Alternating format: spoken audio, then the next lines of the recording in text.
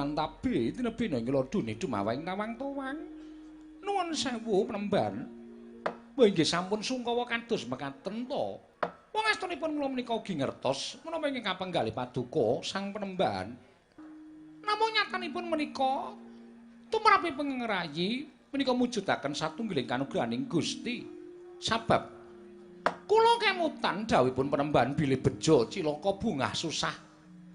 Sugih kawan miskin menika miturut paduka Penemban menika satunggiling kanugrahaning Hyang Mahanasa. Mila kados menapa kawontenanipun kedadipun tampi kanthi lega-legawaning manah. Jernyatanipun kula lan panjenengan menika mujudaken satunggiling titah ingkang boten kendhat kedah budidaya.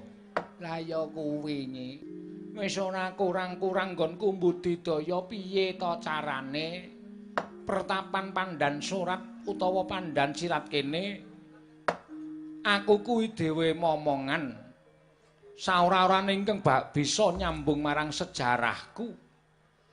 Nanging tekan seprene lah kok dadi pendak-pendak carane lemah kowe kuwi tak tanduri kok ora tau tukul. Carane wiji tak sebar ya ora tau tukul ki. Njur sesukne aku wis saya tuwa sapa sing bakal nerusake ana ing pandan surat kene nyi. Nuwun sewu. Kula sampun matur sampun ngantos kendhatanganipun budidaya. Kurang piye to ya? Ndok bebek sing maune loro saiki mbokong 5. Ewadene ya ora ana kasiyate. Apa nek ngono ora kok aku sing elek ning lemahe sing cengkar. Tobat sampun ngantos ngendika kados mekaten. Panjenengan ngaten menika lajeng dakwa kaliyan kula mujudaken setunggiling siti ingkang cengkar. Nuwun sewu Penemban, menapa dipun keparengaken wonten tiyang ingkang kedah nyebar winih dhateng kula. Hus. Aja ngawu gawar ngawur. Konjuk kaya ngono nggonmu duwe atur karo aku. Lah inggih menika sampun ngantos lepataken dhateng kula. Kula kinten sanes sitinipun ingkang cengkar nanging tumrap kula menika mujudaken satunggiling winih ingkang gabuk. Jernyatanipun winihipun tiyang sepuh menika sampun boten wonten isinipun menapa-menapa. Ditandurana ya ora bakal iso tukul, ditandurana lemaning subur ya ora bakal tukul. Menika tumrap kula panjenengan ingkang lepat. Nek ngono kowe ceca nyalake aku. Mongko sadurunge aku duwe bojo kowe. Kuwi janjane aku niatku arep ngepek karo wong liya. Ning gandeng kowe adreng, ning nyatane saiki kowe bareng tak tanduri ora iso tukul-tukul kaya ngono terus aku kudu piye? Mongko saya dina dina dadi minggu, minggu dadi sasi, sasi dadi taun. Yen mundak dadi taune aku saya tuwa ora bakal iso nyebar winih marang awakmu. Wekasan cures. Ya kuwi pertapan pandan surat kene ora ana ingkang nerusake marang Begawan Ganda Paramana iki Nyai. Mula wektu dina iki saka pangiraku rasa padha cucuh-cucuhan. Aja ngluputke siji lan sijine. Nanging ayo budidaya piye carane supaya kowe karo aku entuk palimarmaning Gusti.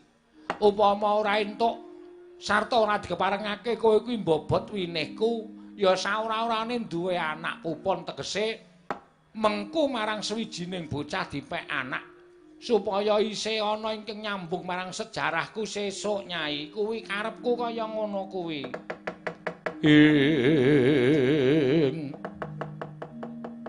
Pandhita kang kinarya wangsit pindha kombang hangat cabing tawang.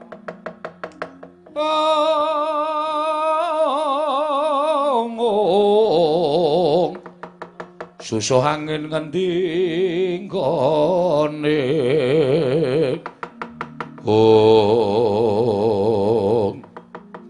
lah mulai cara mekaten menika kula ugi mathuk kula ugi cundhuk lajeng pareng paduka Penemban kados pundi ayo saiki ngene wae nglakoni tapa ngrame tegese mlaku sak puruk-puruk yen perlu ngubengi jagat iki kanthi nglakoni tapa ngrame tetulung marang sak pepadaning urip Menehi payung wong kodanan marai sandang wong kawudan menehi pangan wong kaluwen mongko tanpa pamrih.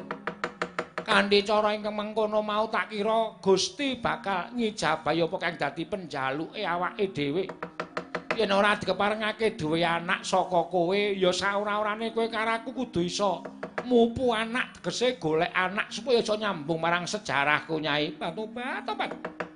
Menawi tetep mekaten kula namung nderek perembahan monggo kula dherekaken bidhal saking pertapan Pandan surat mriki. Ayo bebarengan kowe aja ado-ado karo laku jantraku ya Nyai. Nggih, wis saken dawuh.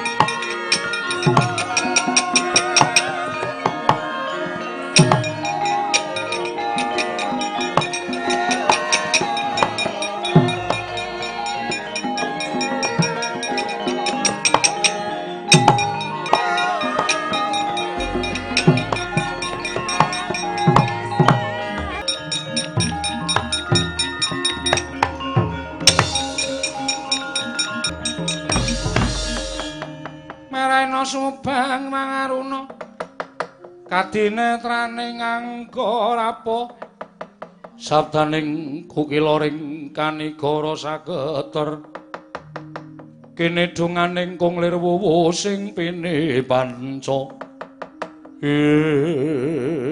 waladal kaya wis pantuk pepuntaning tekadku tinimbang aku bali marang Praja Ngamarta siji nampa duka loro gedene nganti ora dianggep dening para Pandhawa. Wis ora ana gunane aku urip ana ing alam padang. Ora ana gunane kesuwen nggo nyawang marang gelaring jagat lan seming rembulan. Tak golek dalaning pati supaya marem penggaling dulur-dulurku tuwa kabeh leganing atiku. Yata laruta saking Gudha Sang Kurakala.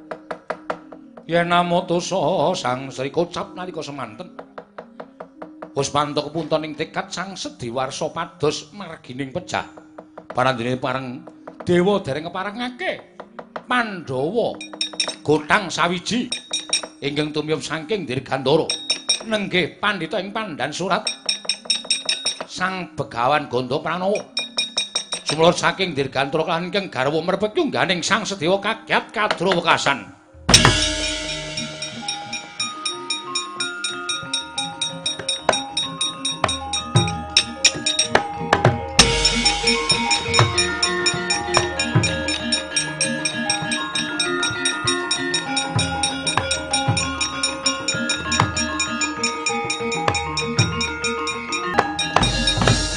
Kandya bala Pandhawa mbiyuk gumulung mangung siring sata Kurawa nuwun sewu wonten wujuding Brahmana ing perpeki dhateng jasad kula panjenengan sinten Mremban dipun tepangaken kula pandhita ing Pandan Surat nami kula Begawan Ganda Pranowo menika semah kula Raden panjenengan wonten menapa katingal cawus guwayanipun Penemban nami kula pun Raden Sedewa kula menika peranganipun Pandhawa ingkang ragil inggih kula ngertos panjenengan perangan Pandhawa ingkang ragil la wonten menapa kok mapan wonten tengahing wana estunipun kula badhe pados margining pejah lho liripun kados pundi tiyang gesang wonten ing alam padang menika dipun paringi gesang dening Kang Murba Jagat teka panjenengan gesang namung kantun nyandang kemawon lah kok malah pados margining pejah nggih mergi sampun boten wonten ginanipun kula gesang wonten ing Madyapada kula sampun dipun singkiraken saking peranganipun Pandhawa gangsal malah kadang kula sepuh inggih menika Kang Mas Werkudara sampun boten nganggep kula minangka dados sederek mila sampun boten wonten ginanipun kula gesang wonten ing alam donya menika bebasan wastra lungseting sampiran sarah munggo ing lautan mboten wonten ginanipun mila kula lajeng badhe pados margining pejah aduh Raden panjenengan menika tasih enem panjenengan menika tasih muda tumaruna eman-eman menawi panjenengan tumunten pados margining pejah Samenika ngaten kemawon, kula menika nganglang jagat menika estunipun. Kula menika nglampahi tapa ngrame. Mugi-mugi Gusti ngijabahi anggen kula nglampahi tapa ngrame pikantuk omong-omongan sak mboten-mbotenipun kula pikantuk anak pupon tegesipun kula menika pikantuk anak anggenipun mupu nganggep dhateng lare menika. Jengandika Raden badhe pados margining pejah krana lerekipun sampun boten gadhahi sederek. Krana Pandhawa sampun ngipataken dhateng jengandika Raden Sedewa. Sakmenika ngaten. Menawi Raden Sedewa menika upamiya purun kula rengkuh dados atmaja kula kados pundi. Menika mujudaken setunggiling kanugrahan tumrapipun ingkang abdipun Begawan Ganda Pranowo. Penemban.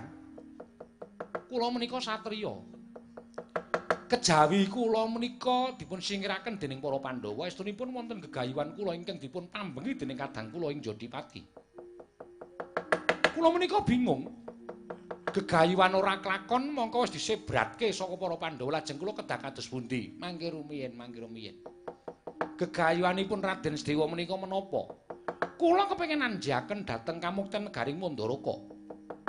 Namung aturipun Petruk, cetha kula tampi bilih kula saged nampi negari saperangan negari Mandaraka kamukten kedah kula tampi kaliyan kadah kula Kakang Mas Nakula.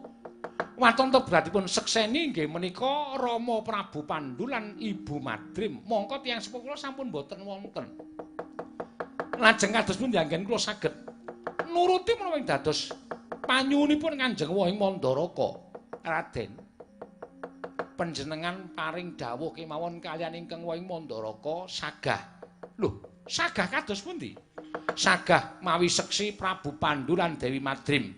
Lajeng caranipun kados pundi? Mangke kula ingkang budidaya Raden.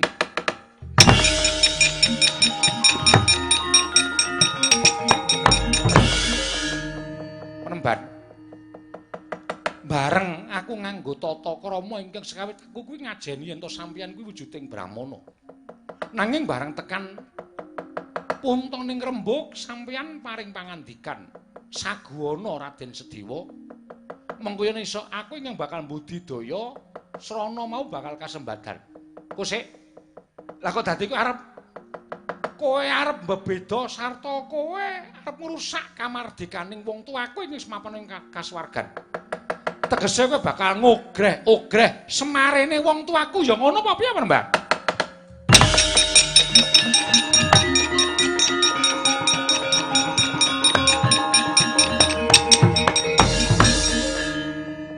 Saking ngrika kula rungokke kok kaya sampeyan madoni tiyang Kakang Semar. Ana pendhita ingkang ngawuh gawar ngawur arep ngepek anak karo Sedewa. Ning bareng tak sambati aku kudu duwe seksi nggone bakal antuk kamukten negara Mandaraka.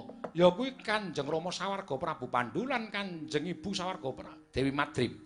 Lah kok pendhita gunung nang nung iki paring dawuh karo aku, dheweke ingkang bakal mbudidaya. Tegese dheweke ingkang bakal ngogreh kasuwarganing wong tuaku. Aku ora trima Kyai Semar.